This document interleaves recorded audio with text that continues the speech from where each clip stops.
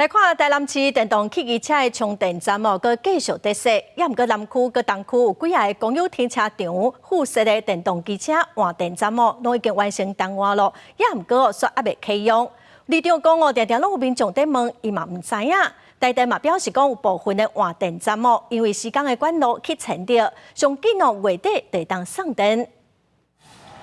台南市南区大林路111项的公有停车场电动机车换电站，早就已经装好势，不过到单超过1年啊，所以未使用，民众拢感觉真奇怪。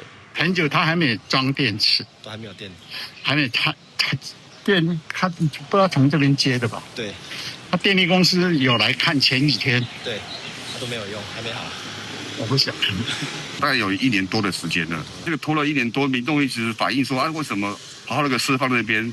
然后也不使用，然后让它风吹雨打，这也是一种浪费啦。那大林路附近水高社社区的大成路嘛换电站也未通电，民众投向里长甲民代တင်情，呼吁各单位应该全面清查、列表追踪，积极处理。李明一直问呢，里长这个换电站什么时候可以启用？可以用？我说快了，每次回答快了，人家都认为我是放羊的孩子。我们就是赶快取得路政。管路的部分还有电器的部分呢，预计在今年的4月19号前把它完成万线供电，将配合我们管路埋设了的位置，把它衔接起来。预计这个本月底之前可以把它完成。